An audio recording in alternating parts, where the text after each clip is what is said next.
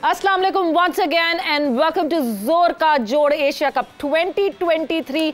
It was Pakistan versus India. बहुत तैयारियां की, बहुत जो है उसकी जद्दोजहद थी कि जी भाई जल्दी से शुरू हो ये मैच, ये बड़ा मुकाबला। लोग पाकिस्तान से टिकट्स लेके स्पेशली इस मैच के लिए गए थे कि ये वीकेंड जो है हम श्रीलंका में गुजार कर आएंगे, मगर सबकी उम्मीदों पे फिर गया पानी। बिकॉज यस, बारिश को कुछ और ही मंजूर था और इस वजह से सिर्फ इंडिया को बैटिंग मिली, पाकिस्तान ने बॉलिंग की, मगर उसके बाद आगे कंटिन्यू नहीं हो सका। So the match was washed out, it was called off because of rain. और एक एक पॉइंट दोनों टीम्स पाकिस्तान और इंडिया वुड शेयर, मगर इस बारिश से किसको हुआ फ़ायदा और किसको हुआ नुकसान, बात करेंगे इस पार्शियल मैच यानी ये जो इनिंग खेली गई है उसके हवाले से कि क्या बैटिंग में फ्लॉज दिखे इंडिया के और क्या बॉलिंग, कैप्टनसी और फील्डिंग में फ्लॉज दिखे पाकिस्तान के। मेरे साथ मौजूद है हमारा अपना पैनल, मुश्ताक अहमद साहब, इरम जावेद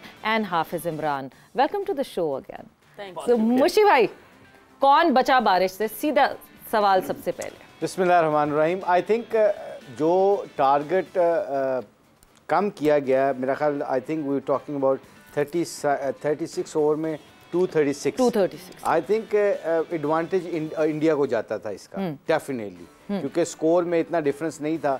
और जो पिच थी जिसके ऊपर हम डिस्कशन कर रहे थे पूरा मैच देख के पहले इनिंग्स में, कि पहले 10-15 ओवर बड़े मुश्किल होने थे। जब आपके पहले 10-15 ओवर में 1-2 विकेटें गिर जाती है, अल्लाह ना करे पाकिस्तान की गिर जाती, तो उसमें होता क्या है, फिर आपको फिर दोबारा वापस उसमें जाना पड़ता है, शेल में जाना पड़ता है और अपना बिल्डअप करनी पड़ती है पार्टनरशिप, और टाइम आपके पास होता नहीं है। तो आई थिंक ये जो थोड़ा सा एडवांटेज पाकिस्तान को गया है इसके बारे में, क्योंकि अगर ये पूरा मैच होगा, अगर होता तो फिर पाकिस्तान को एडवांटेज होना था 50 ओवर का। जैसे ही ओवर कम हुए, 14 ओवर कम हुए, वो 14 ओवरों का एडवांटेज इंडिया की तरफ चला गया था।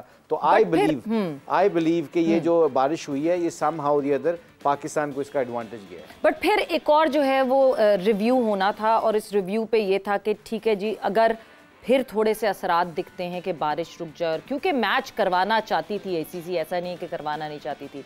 20 ओवर में 155 रन करने थे, यानी एक T20 मैच बन जाता 155।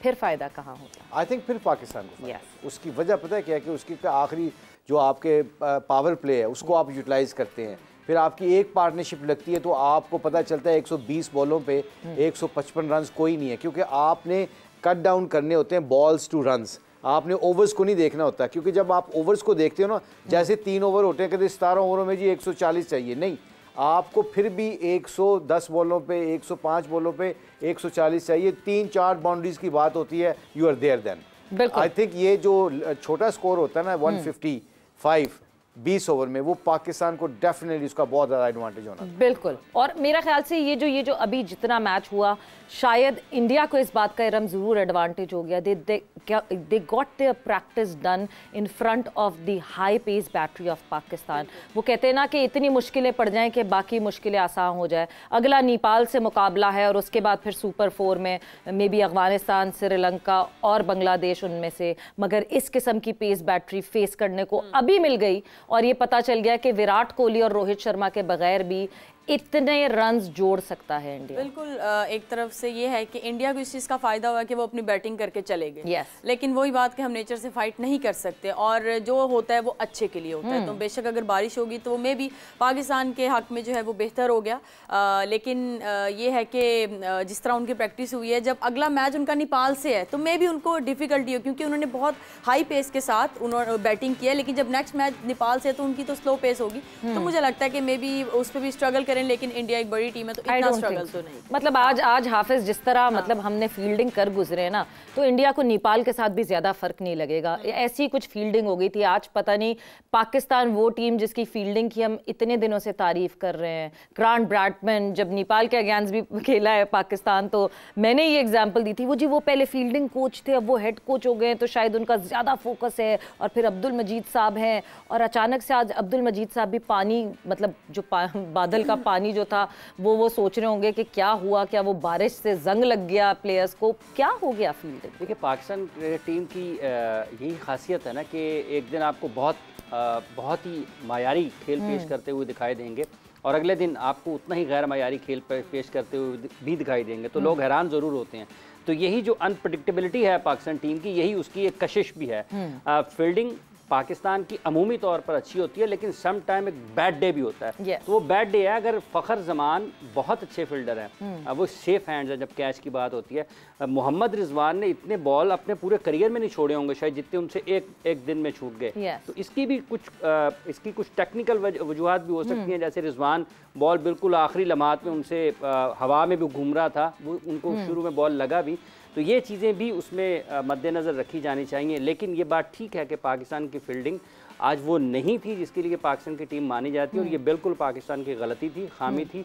आने वाले दिनों में इससे बेहतर फील्डिंग और तसलसल के साथ बेहतर फील्डिंग की जरूरत है। और टीम की अनप्रिडिक्टेबिलिटी, हाफिज ने तो कहा सबसे ज्यादा कशिश है, हमें तो दिल का मरीज बना देगी वो मुशी भाई। नहीं, आप देखें गेम अवेयरनेस, हम हमेशा कहते हैं गेम अवेयरनेस।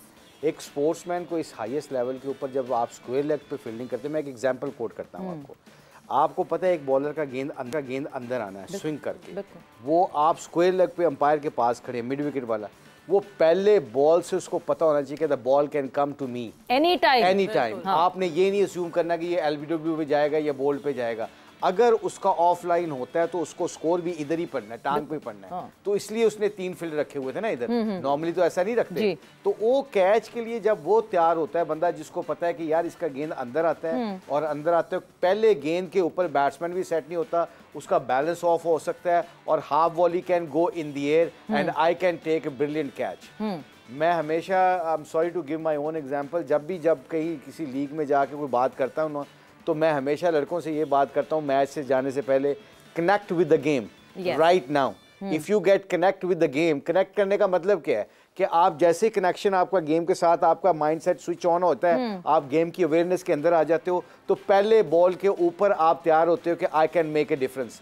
यू नो, उसमें फिर आपको 120 बॉल तक, अगर 20 ओवर का मैच है फॉर एग्जांपल, तो 120 बॉल आपने ये सोचना है कि वो सिर्फ मुश्ताक अहमद के पास आने हैं और किसी के पास नहीं आने। बीइंग इन दैट जोन, बस वो जोन में आप आ गए। अच्छा, कनेक्ट करने का मतलब क्या है कि you have all the problems, all the worries, all the good news and bad news away from your mind. Yeah, leave it out the field. Everything is out of the field. Yes. All you focus on one ball at a time. बिल्कुल। आप one ball, जैसे ही आपके पास bowler करके जाता है, you are waiting for other ball. So ये इसको कहते हैं concentration and dedication, और उसके साथ connecting with the game. ये 3-4 चीजें आप कर लें, you'll take a brilliant catch, you will save a boundary, you will make people run out, because you are connecting with the game. The time you're not connecting with the game, you miss field, you drop catch, and you actually run out. बिल्कुल। जहां हम fielding की बात कर रहे हैं, yes, बड़े सारे लैप्सेस हुए, बहुत सारे रन, शायद हमने 20 से 25 रन जो हैं वो स्लॉपी फील्डिंग की वजह से दिए। वहां अच्छी फील्डिंग भी नजर आई, ऐसा नहीं हुआ क्योंकि बिल्कुल ही बहुत ही बुरी थी। शादाब खान का वो catch, that was a commendable catch. Shadab Khan is known for a gun fielder, उनके लिए ये बात कही जाती है कि he flies as a superman sometimes, जिस तरह वो फील्डिंग करते हैं। एंड यस, वो जो कैच उन्होंने लिया, वो that was what we expect from Shadab Khan in the field. But in the bowling, do you think Shadab expectations पे पूरा उतरे? नहीं, बिल्कुल फ्रैंकली स्पीकिंग, आज जो है हमारे स्पिनर्स ने बिल्कुल अप टू द मार्क उनकी बॉलिंग नहीं की। ठीक। शादाब खान की बात की जाए तो बहुत ज़्यादा ऐसा लग रहा था कि वो कॉन्सेंट्रेट। हाँ, बट जब हम स्पिनर्स की बात कर रहे हैं तो मैं मुशी भाई आपकी तरफ भी आऊंगी कि मैं स्पिनर्स का पता कर लूँ। Some technical issue with Iram's voice. Shadab Khan, was he on spot today? I don't think so. जो उसका स्टैंडर्ड सेट किया हुआ, देखें 50 ओवर में, मैं फिर coming back to that basics पे बात करते हैं, आपकी लाइन लेंथ टेस्ट क्रिकेट वाली हो जाती है। आप 2020 वाली पेस से बॉल नहीं कर सकते, क्योंकि 50 ओवर में आपने बैट्समैन को आपने वेरिएशन से, फ्लाइट से, अपनी पेस से ऑफ द पिच बीट करना होता है, जिस तरह आपको विकेट मिलती है बीइंग लेग स्पिनर और एनी स्पिनर। तो आई थिंक शादाब का आज उसका बॉल ज़्यादा मुंह में गिर रहा था, 2 फुलटों से उसने जाते ही मिल गई उसको, वो ईशान को उस पर उसको 2 चौके मिल गए, उसका कॉन्फिडेंस बिल्टअप हो गया। जब आपको 2 चौके पड़ जाते हैं अर्ली ऑन, फिर आप सारा 2-3 अगले ओवर तो यही कोशिश करते हैं कि उस 2 चौकों को मैं कैसे कवर करूं।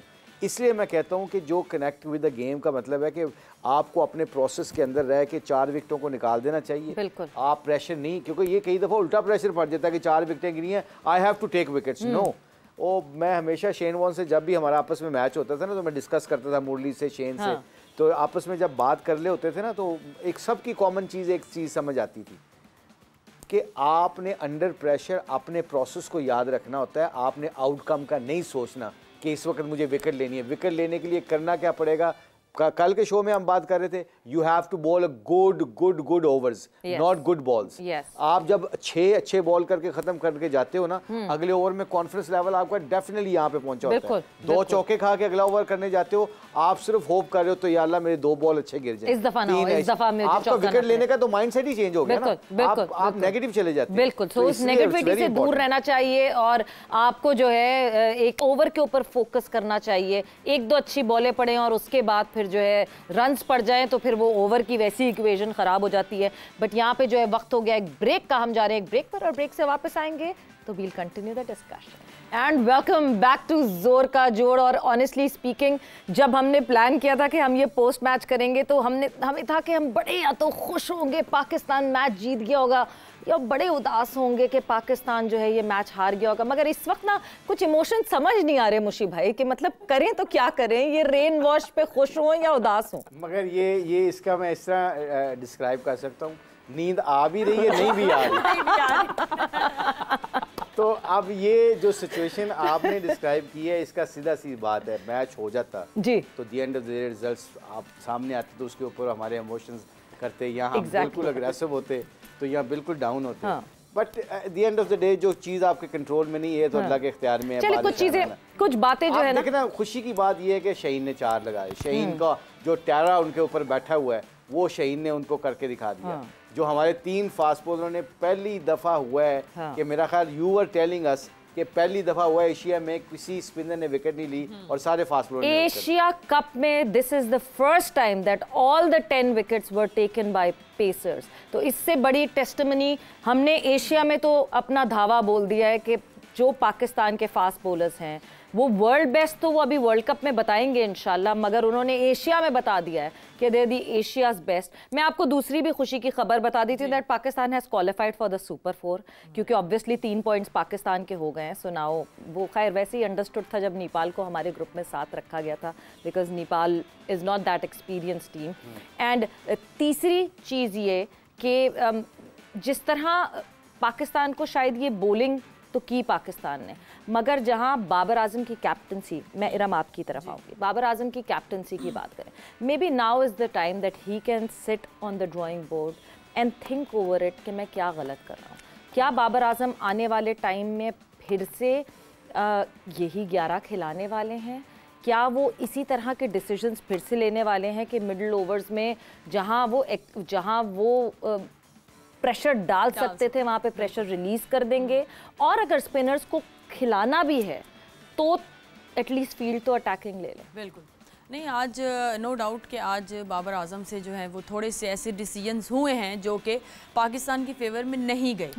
जो कि जहाँ पे फुल इंडियन बैटर्स को दबा सकते थे वहाँ पे उन्होंने दबाया नहीं। बिल्कुल जैसे मुश्ताक भाई ने बात की थी कि जब हमारे पेसर्स ने अपना टेरर दिखाया हुआ था तो उसी वक्त उनको और ओवर्स करवाते रहते और उन पे प्रेशर डालते। फिर उसके बाद फील्डिंग में कुछ ऐसे फील्डिंग पॉइंट्स थे जिसमें जब कैच आया तो मिड विकेट पे जो है वो नवाज फील्ड से 10 कदम आगे लगे। फिर लास्ट ओवर्स में शाहीन बॉलिंग कर रहे हैं लेकिन मिड ऑन मिड ऑफ ऊपर लेके बुमराह को बॉल कर रहे हैं, उसने 3 चौके ऊपर से मार दिए।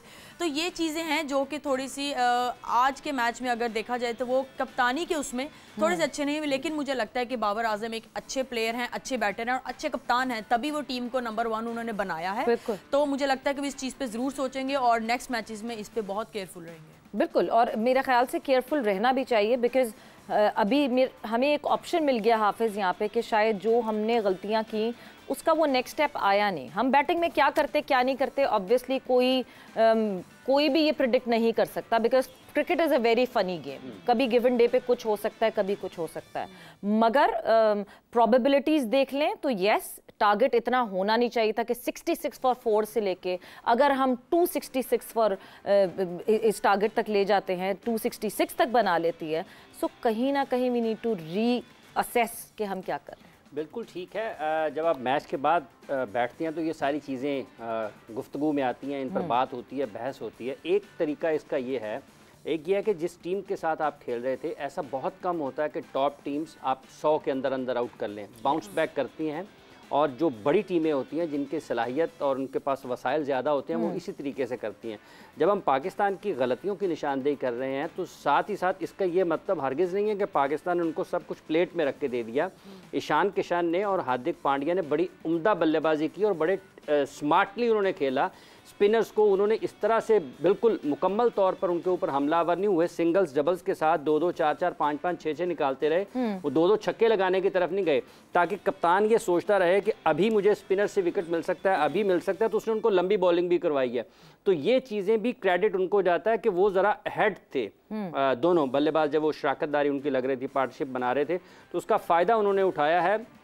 और इस एक मैच से जिसमें उनकी मिडल ऑर्डर चली है तो एक कॉन्फिडेंस ज़रूर इंडिया की टीम में ये भी गया होगा कि अगर आपके रोहित और विराट आउट हो गए हैं तो उसके बावजूद भी ये टीम इतने रन ज़रूर कर सकती है। और पाकिस्तान को पहले मैच में जो दबाव बनाया वो पाकिस्तान के फास्ट बॉलर्स ने बनाया, और जब पाकिस्तान को मैच में वापस लेकर के आए वो भी पाकिस्तान के फास्ट बॉलर्स ही लेकर आए, वरना एक मौका पर लग रहा था कि मुझे 300 से ज़्यादा भी चले जाएंगे। बिल्कुल, जिस तरह बैटिंग हो रही थी बिल्कुल ये लग रहा था।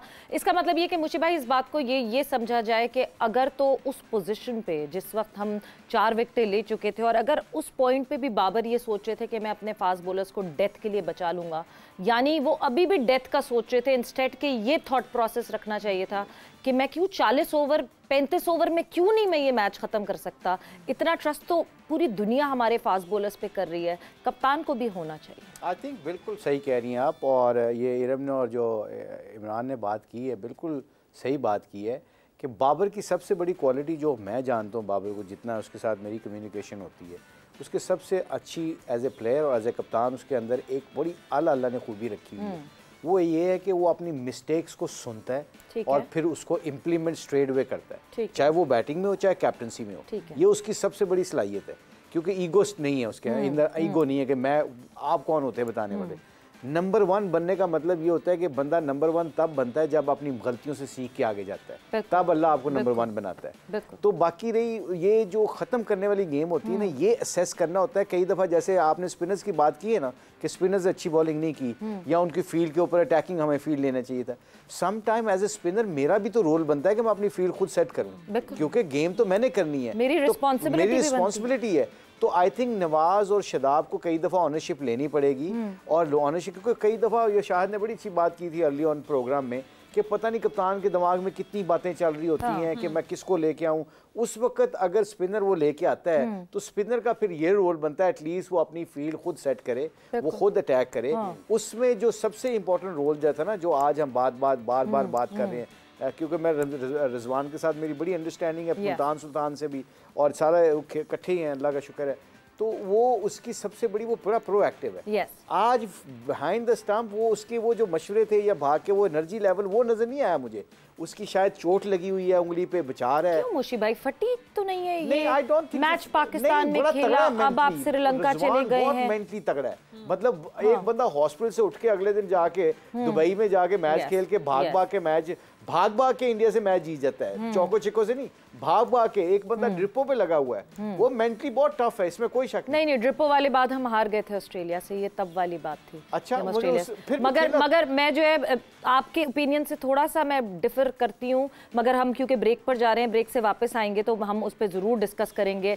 ईगो नहीं कहूंगी मैं बाबर की, मगर बाबर एज कप्तान मुझे लगता है कि अपने प्लेयर्स को बहुत ज्यादा बैक करता है, इस हद तक बैक करते हैं कि कभी कभार शायद आपको बैकिंग छोड़ देनी चाहिए। कभी कभार कप्तान को टीम के रिजल्ट के लिए कहीं ना कहीं सेल्फिश होना चाहिए, बट वो टीम के रिजल्ट से ज्यादा वो बैकिंग जो करते हैं अपने प्लेयर्स को, that is sometimes very positive and very good for a captain. मगर कभी कभार टीम उससे सफर करती है। Few instance that I will quote here and then we will discuss over that further, because वक्त अभी जोर हुआ है एक ब्रेक का। ब्रेक पर जा रहे हैं और ब्रेक से वापस आएंगे तो डिस्कशन को कंटिन्यू करेंगे। And welcome back to जोर Ka Jod Asia Cup 2023. It was Pakistan versus India और तीसरा खिलाड़ी था बारिश, और बारिश की हुई आज जीत। सो एक पॉइंट शेयर किया है पाकिस्तान और इंडिया ने, और इसी के साथ जो है पाकिस्तान ने सुपर 4 में क्वालिफाई कर लिया है with 3 points on the table.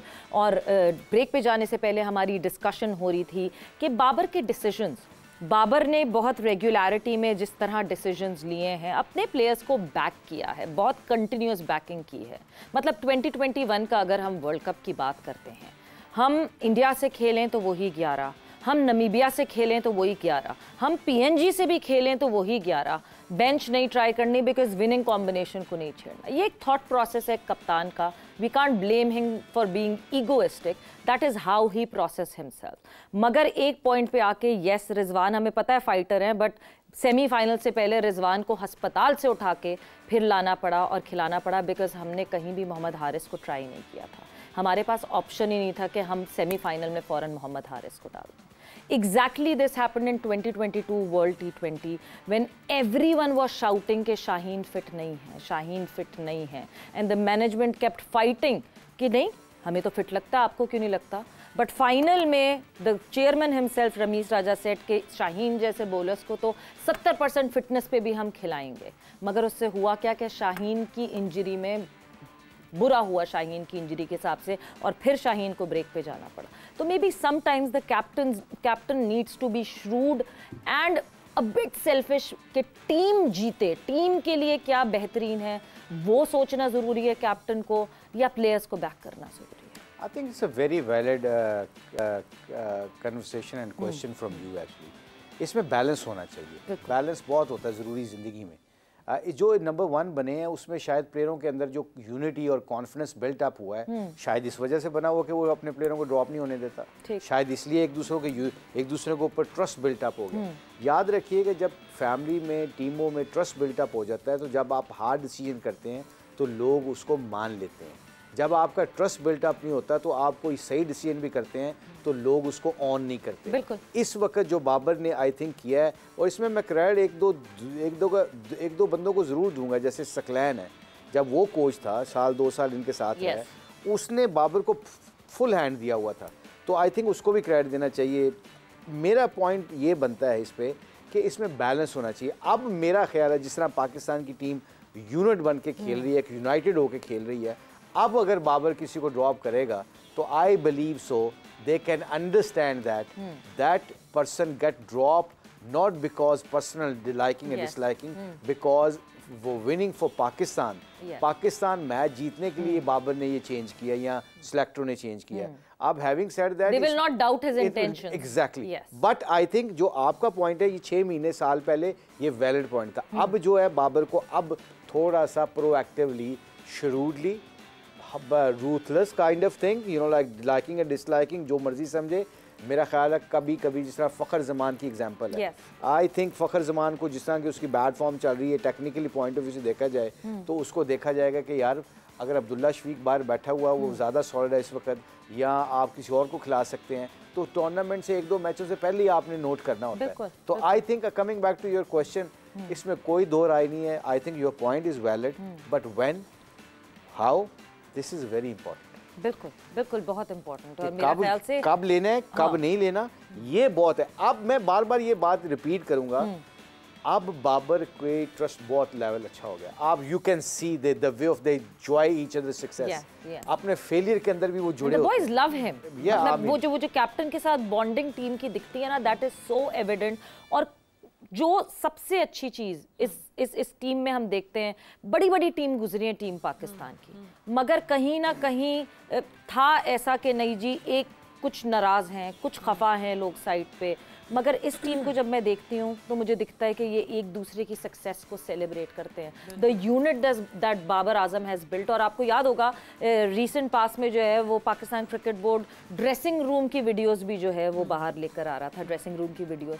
The main focus that Babar always kept was इस भाईचारे को रखना, इस यूनिटी को रखना। That was the first thing he always used to say, और वो दिखती है। बिल्कुल सवेरा, टीम्स जाती भी ऊपर तब है जब उनमें यूनिटी हो। और मुझे लगता है कि हमारे बॉयज़ की सबसे जो अच्छी चीज़ है, और ये मुझे लगता है कि बहुत मुश्किल से आई है, बिल्कुल ये कहना गलत नहीं होगा कि ये बहुत चीज़ मुश्किल से आई है कि एक दूसरे की सक्सेस पे खुश होते हैं। और मुझे लगता है कि अब जिस तरह से अब इनकी बॉन्डिंग बन गई है और जितना ये एक यूनिट हो गए हैं, ये बड़ा लंबा चलने वाला। और अगर ये लंबा चलता रहा तो इंशाल्लाह हमारी टीम, मुझे लगता है अभी तो ODI फॉर्मेट में है, फिर T20 और टेस्ट में भी इंशाल्लाह नंबर 1 पे, जो कि अभी इंडिया है दोनों फॉर्मेट में। इंशाल्लाह हमारी टीम अगर इसी तरह चलती रही तो बाकी फॉर्मेट्स में भी इंशाल्लाह नंबर 1 पे नजर आएगी। बिल्कुल। और हाफिज, जिस तरह हम बात कर ही रहे हैं और हम बाबर की नेचर को नहीं, आई वुड से हाँ बाबर की नेचर को ही असेस कर रहे हैं शायद with this lot of players, जो ये लॉट इस वक्त बाबर के पास है, वर्ल्ड क्लास फास्ट बॉलर्स हैं बाबर के पास, बैटर्स भी अच्छा कर रहे हैं specially in this format.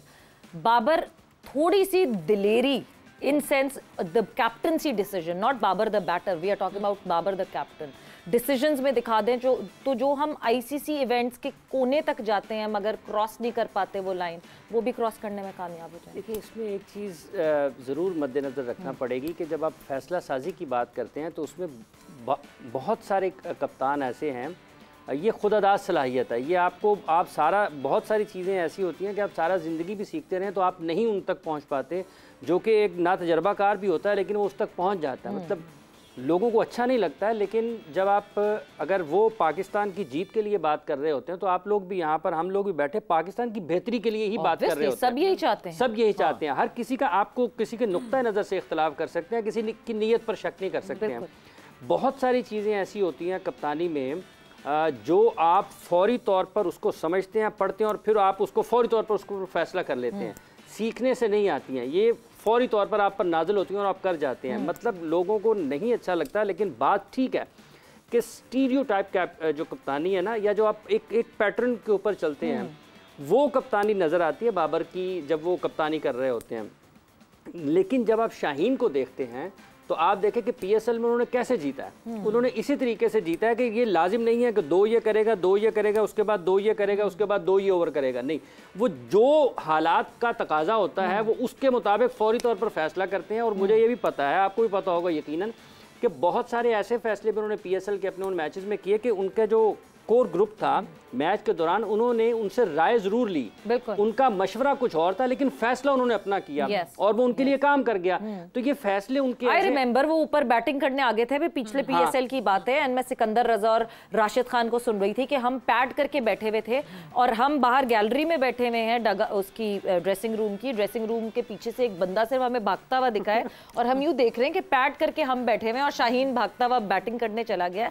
So yes, Shaheen वो इम्पल्स डिसीजन लेता है, मगर हमारा पॉइंट यहाँ बाबर को किसी से कंपेयर करना नहीं है, बिकॉज बाबर ने अभी पास्ट में जो रीसेंट ओडीआईज हुए हैं, मुझे लगता है this format is the ideal format for Babar as a captain.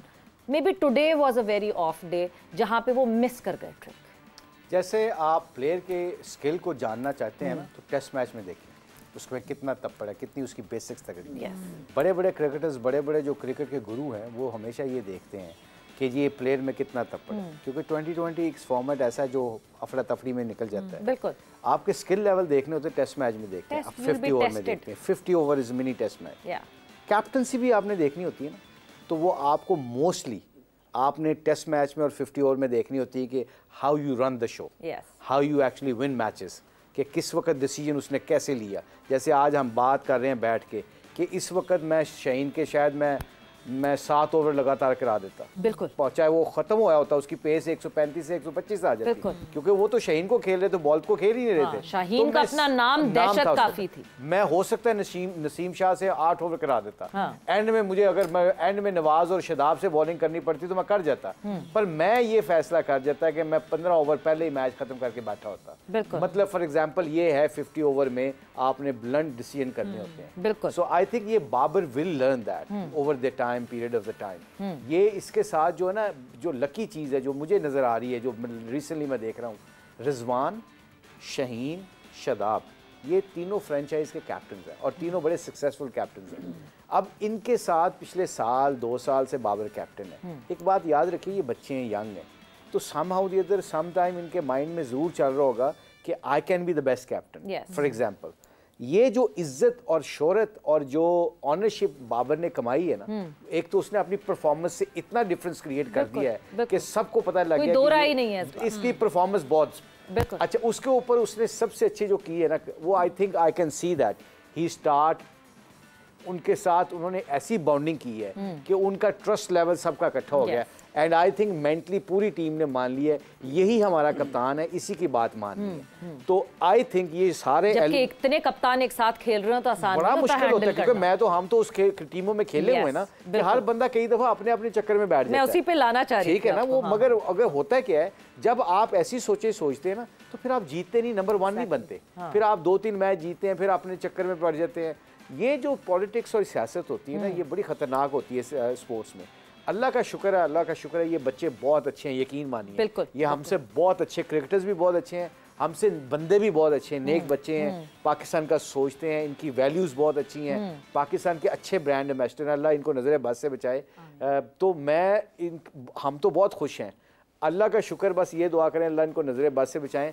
और एंड में मैं जाते हुए ये कहूँ कि मुझे कई दफ़ा हाफिज साहब के साथ बैठ के ये लगता है कि मैं हाई कोर्ट में, सुप्रीम कोर्ट में बैठा हूँ। आपने जिस तरह मुस्कुराहट दी थी ना इनके जुमले पे, ज़ख़ीरा अल्फाज जो है ना, इनका ज़ख़ीरा अल्फाज शराकतदारी, तो मुझे लगता है कि अभी कोई फैसला करेंगे और कहेंगे ये हमेशा के लिए बैन है, क्योंकि इनके ज़ख़ीरा अल्फाज जो है ना, मैं अब देख रहा हूँ खंडराज से निकल के शराकतदारी करते हैं।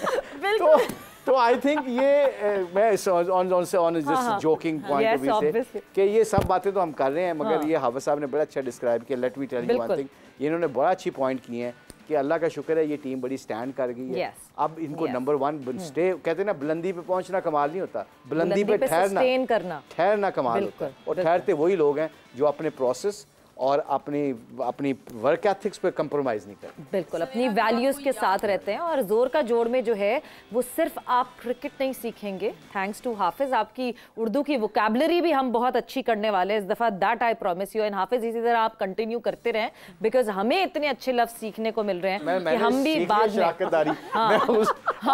में 3-4 दिन से मैं ये सीख नहीं सका, कल से हम भी पार्टनरशिप को जो है ना शराकतदारी कहेंगे कि पांड्या ने और ईशान किशन ने क्या शराकतदारी लगाई है। जी सवेरा, मैं ये कह रही थी, अगर हमें याद हो जिस तरह की इनकी कह लें कि लड़कों की आपस में एक यूनिट है, जब शादाब ने कप्तानी की तो उनसे पूछा गया पिच पे, तो उन्होंने कहा जी कप्तान हमारा बाबर ही है, ये थोड़ी सी उसकी जिम्मेदारी है जो आज मैं निभा रहा हूँ क्योंकि वो अभी रेस्ट पे है। लाइक इस तरह भी इनके अंदर ये बात है, कोई इनके अंदर जेलसी नहीं है कि यार मैंने कप्तान बनना है या बाबर को क्यों, ऐसा कुछ नहीं है। बट एरम वेरी गुड पॉइंट, आपने मुझे एक ऐसी चीज़ याद दिला दी शायद जो उस वक्त मेरे दिल को बुरी लगी थी, जहां शादाब की ये बात की अफगानिस्तान के अगेंस्ट, जब यूएई में जाके एक यंगर टीम साथ खेली, Shadab being the captain, press conference में शादाब ने कहा और ना खिलाएं बाबर और रिजवान को यही होगा। That was something bad coming from a captain, क्योंकि आपने ये यंगस्टर भी आपके पाकिस्तानी हैं, ये यंगस्टर भी आपके लड़के हैं, saying that and belittling them because के आपके सीनियर प्लेयर्स, ये ट्रांजिशन आएगी over the period of time. अभी ये लड़के यंग हैं, मगर एक टाइम आएगा, एक टाइम था कि आप मेन स्ट्रीम बॉलिंग कर रहे थे पाकिस्तान के लिए, and then Shahid Afridi became the successor. वो टाइम आएगा और वो टाइम आना है हर किसी के साथ, you can not be ultimately there.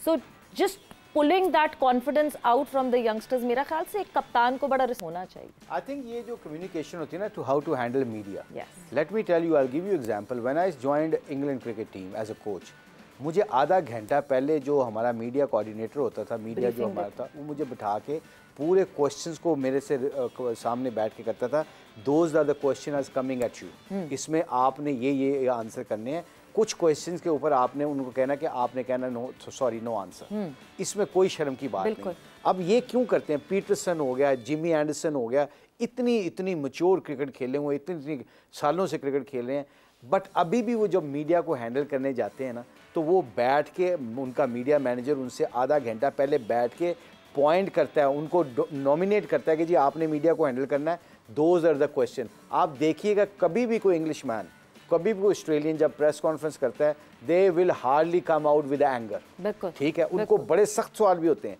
क्योंकि उन्होंने पहले प्रैक्टिस की है। तो कहते हैं when you sweat more in the nets you will sweat less in the game. So I think that's a very important to those young people जो morals अच्छे हैं, जिनके जो पाकिस्तान के लिए जुड़ के खेल रहे हैं, नंबर 1 बनाया हुआ है, इनके साथ साथ प्रेस को हैंडल करने के तरीके ज़रूर इनके साथ शेयर करने चाहिए, कोई शर्म की बात नहीं है, ग्रूम करना चाहिए। और इसमें कोई, जिस तरह बाबर है, आज मुझे बड़ी खुशी हुई, let me tell you one thing, honestly speaking, honestly speaking, I was so happy the way of Babar actually expressed to Ravi Shastri today. Yes. आप यकीन माने, English is not my language, not your language. इसमें कोई शर्म की बात नहीं है, बिल्कुल नहीं है। इसके बावजूद Babar were very confident. If he was confident at that stage and speaking, fumbling नहीं थी। और फंबलिंग होना, ये वोकैबुलरी का होना कोई क्राइटेरिया नहीं। बिल्कुल। फंबल होना क्राइटेरिया होता है ना, जब यू आर स्केर्ड कि मैं मेरा पॉइंट ऑफ व्यू लोग, पर आई थिंक आज मुझे ये पता चला है कि he is not worried any more about making any mistakes. बिल्कुल, और ये बहुत अच्छी बात है, क्योंकि हम ना बड़े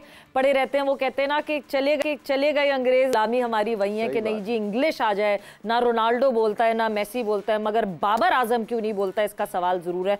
मगर हमारे समा के एक और साथी जो कि गए थे स्पेशली ये मैच देखने श्रीलंका कैंडी, क्या उनकी उम्मीदों पे भी पड़ गया पानी? मोमिन साकिब है हमारे साथ। मोमिन, अस्सलाम वालेकुम and welcome to Zor Ka जोड़।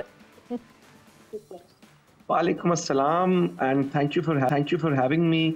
कैसा फील कर रहे हैं आप लोग पाकिस्तान में? इससे पहले कि आप मुझसे पूछे, मैंने कहा मैं आपसे पूछूं, आप लोग कैसा फील कर रहे हैं आज के मैच के बाद? मोमिन, हमें समझ नहीं आ रहा हम रिएक्ट क्या करें, इस बारिश की खुशी मनाएं या इस बारिश का दुख मनाएं? आप बताएं, आप कैसा फील कर रहे हैं? मोमिन से हम पाकिस्तानियों के लिए तो दुख ही बनता है, क्योंकि हम जरा मोमिन का क्लोज दिखाइए, मैं देख रही हूँ पट्टी वट्टी बांध। मैं वही कह रहा था कि बारिश में स्लिप हो गए, चोट तो नहीं लगी इसके सर पे? ये झंडा, ये पट्टी नहीं है, झंडा है। ये चाहत अली खान का झंडा तो नहीं है कहीं? जी नहीं, ये पाकिस्तान का झंडा है, पाकिस्तान का झंडा है। और मैं ये कह रहा हूँ कि जो टारगेट मिला 267 का, फैंस वर वेरी ऑप्टिमिस्टिक कि ये बाबर और रिजवान ने इजीली अचीव कर लेना था। तो आई थिंक ये बारिश का होना पाकिस्तानियों के लिए दुख और इंडियंस के लिए खुशी का मौका है, वरना ये गेम हम जीत चुके थे और हमारे एक नहीं 2 पॉइंट्स हो जाने थे। मगर मुझे ऐसा लगता है कि ये जो विकेटें गिरी है ना, उससे ज़्यादा शोर मोमिन आपने मचाया, बिकॉज जो आपकी आवाज़ का हाल है वो पता चल रहा है कि स्टैंड में सबसे ज़्यादा ऊंची आवाज़ आपकी थी। आप देखें, मैं यही कह रहा था, हमारे पाकिस्तानी माशाल्लाह आज मुझे पहली दफ़ा फील हुआ कि जो रेशो था ना वो, क्योंकि normally to be very honest Indians का रेशो बहुत ज़्यादा होता है, लेकिन आज जितनी तादाद में पाकिस्तानी गए हुए थे, पता नहीं ये क्या श्रीलंका की कोई पैकेज निकले हुए थे क्या था, जो मुझे फील हुआ। और उनका जज्बा जिस तरह वो टीम को सपोर्ट कर रहे थे और एंड तक करते रहे। ऑनेस्टली जब भी मैं इन लोगों को देखता हूँ, मैं कहता हूँ इस मुल्क में हालात खराब है, बिजली का बिल ज्यादा है, इनकी मोहब्बत अपने मुल्क के लिए, वो हालात डाउन हो, इनकी मोहब्बत इंक्रीज होती जाती है। तो क्या ही लोग हैं ये। बिल्कुल, बट मोमिन, लोगों का उस बारे में क्या ख्याल था कि जब हमने 4 विकेटें ले ली थी, 66 for 4 कर दिया था इंडिया को, उस वक्त तो आधे से ज़्यादा लोगों ने कहा होगा यस यहाँ से हम तो बस जीत गए। मगर फिर वो पार्टनरशिप आई, वो शराकतदारी आई, जहाँ पे पांड्या और ईशान किशन जो हैं वो हमसे खेल, मतलब एक टारगेट बड़ा करते चले गए। उस वक्त क्या तासुरात थे लोगों के? लेकिन शुरू में तो एकदम जब वो 4 विकेटें गिरी, वी थॉट के गेम हम ले गए, फैंस के जज्बात आसमानों पे थे, चिलांगे मार रहे थे। लेकिन एकदम फिर जब हार्दिक और ईशान की वो जो मोहब्बत चली है, आहिस्ता आहिस्ता ना पाकिस्तानी फैंस का मुझे नजर आ रहा था वो मोमेंटम डाउन होता हुआ, क्योंकि नो डाउट उन्होंने एक बड़ी लंबी पार्टनरशिप चला दी, खास तौर पे वो स्पिन के फेज में, वो जो स्पिन का फेज था उसमें उनकी जो पार्टनरशिप चल गई, उसने कहीं ना कहीं हमारी गेम चेंज कर दी। गेम हमारे हाथ से वो लेके जा रहे थे, बट आई थिंक उस वक्त बड़े फैंस भी कह रहे थे कि हमें जल्दी, हमारे 15-16 ओवर्स पेसर्स के पड़े थे if I am not wrong, अगर हम थोड़ी जल्दी इनको ले आते तो शायद हमने जो 267 का भी टारगेट लिया है ये ना लेते, और हो सकता है ये 200, 210, 220 तक भी हम गेम रोक देते। बट नेवरदलेस फिर भी देर आए दुरुस्त आए, नसीम और शाहीन ने एंड में आके जो 2-2 विकेटें निकाली। उसके बाद वो मोमेंटम जो हारिस ने 87 पे हार्दिक की विकेट लिया ना, वहां से हमने वापस मोमेंटम खींच लिया। तो I think honestly this is ये बेहतर हो सकता था, to be very honest, but still India का बैटिंग लाइनअप देखते हुए 267 के टोटल पे उनको रोकना was a success on our side. बिल्कुल। वैसे मुशी भाई, जिस तरह मोमिन बात कर रहे हैं, वाकई जितने इंटरेस्ट से पाकिस्तान के लोग देखते हैं क्रिकेट, ऐसे मौक़ों पे हर फैन एक एनालिस्ट होता है अपने आप में। They know what is going wrong, they are so sharp now within cricket. I think ये सोशल मीडिया और डिजिटल मीडिया जो है, इसने गेम उठा के रख दी है। आप जितने भी आप देखें बंदों को, ये मोमेंट बात कर रहे हैं, ये जो इसने बात की है कि स्पिन के दरमियान में उनकी पार्टनरशिप लगी है, तो यही एक एक्सपर्ट रहा है, एक जो क्रिकेट को खेला हुआ है, वो यही कहेगा कि उस वक्त जो 15-16 ओवर पड़े हुए थे, जो हम बार बार बात कर रहे थे, उस वक्त यूटिलाइज़ कर लेते, और अगर हमारे स्पिनर्स के ओवर ना भी होते तो कोई बात नहीं थी, क्योंकि हो सकता है हम 150 पे आउट कर लेते, हो सकता है 150 के आउट करने के ऊपर डकवर्थ उसके ऊपर हम 20 ओवर खेल लेते और 20 ओवर के ऊपर हम मैच जीत जाते। तो ये छोटी छोटी चीजें, ये आई मीन ये इमोशनली बात है, मगर ये देखा जाए तो that is a mistake I think they made Pakistan. They should not do that again. Game when the opposition are down, make sure they should not stand up again. बिल्कुल। So मोमिन, खैर से आप वापस आ रहे हैं अब कल? इंशाल्लाह कल आ रहे हैं। अपनी टीम को हमने 6 को भी सपोर्ट करना है और इंशाल्लाह अल्लाह ताला खैर खैर रखे 9 को फिर 10 के मैच के लिए अपनी टीम को सपोर्ट करने जाएंगे। टीम हमारी चांद में भी चली जाएगी ना, मैं वहां भी उनको सपोर्ट करने जाऊंगा, दुनिया जो मर्जी कहे। ठीक है। ये जो फैंस की बात कर रहे हैं, ये पाकिस्तानी हमारी जो कौम है ना, ये बिल्कुल सही बात है। हर चीज भूल के ना ये पाकिस्तान के जो लड़कों को सपोर्ट करती है, क्रिकेट को सपोर्ट करती है, I think credit goes to all Pakistani nation actually. ये तो श्रीलंका की बात कर रहे हैं। मैंने तो मेलबर्न में आते हुए देखा इतनी लंबी लंबी फ्लाइट लेके जो हमारे फैंस टीम को बैक करने के लिए वहाँ पहुँचे हैं। ये वो कहते हैं ना कि हमारी टीम का 12वां खिलाड़ी हमारे फैंस हैं। बट थैंक यू मोमिन, thanks a lot for joining in and का भी बहुत बहुत शुक्रिया, क्योंकि वक्त जो है यहाँ पे बिल्कुल ख़त्म हो गया है। इंतज़ार था हमें पाकिस्तान की जीत का, मगर बारिश को ये मंजूर ना था। सो वक्त ख़त्म हो गया है डिस्कशन को जो है हम यहाँ पे, मगर अभी 1 मिनट बाकी है। तब्दीली क्या करनी है? जल्दी पॉइंट्स तो बता दें, उनको तो पॉइंट्स मिल गए, हमारे पॉइंट्स का क्या बना? नहीं कोई पॉइंट नहीं मिले आपको भी। आज का प्रोग्राम अगर आपने नो रिजल्ट हो गया, एनआर हो गया। अगर आज का प्रोग्राम हमने वाइंड अप करना है ना, तो आपने गुड बाय या इस तरह से नहीं कहना, आपने कहना शब खैर। हाँ, शब्बा खैर ही कहना होगा, जाहिर सी बात है। अब तो मुझे लग रहा है कि 1 मिनट है जिसमें मैं कोई लोरी वोली भी सुना दूं और फिर जो है फिर उसके बाद हो के शब्बा खैर। ये आखिरी ना एंडिंग आपने करनी है। हाफिज इमरान साहब जो है वो अपनी शुद्ध उर्दू, खालिस उर्दू में जो है वो मतलब ये मैं इनके साथ बैठ के इतना सीखा हूँ। मैं थोड़ा सा बता दूं कि सितारों में मदम रोशनी जो इस वक्त है, वो जो उस वक्त उसकी उस मदम रोशनी भी ख़त्म हो गई है। तो अब मेरा ख्याल है सारे व्यूअर्स को चाहिए कि सोएं और इंशाअल्लाह ताला फजर की नमाज के लिए सुबह खैर से उठें। और सुबह खैर जब उठेंगे तो जो सूरज में रोशनी और गर्माहट है वो अल्लाह की ज़ात की मेहरबानी से है। तो आई थिंक ये हाफिज साहब, I think I am learning a lot from him in Urdu. जल्दी से क्लोज। ले जी, जोर का जोड़ में वक्त हुआ चाहता है इख्तिताम का। सांसें चलती रहीं, आंखें खुलती रहीं, तो आपसे मुलाकातों का सिलसिला जारी रहेगा। हाफिज़ मोहम्मद इमरान अपने इन तमाम दोस्तों और इन तमाम दोस्तों के साथ और आप देखने वालों के साथ आपसे इजाज़त चाहता है। अपना बहुत सा ख्याल रखें, हमें इजाज़त दें। अल्लाह हाफिज़। अल्लाह हाफिज़।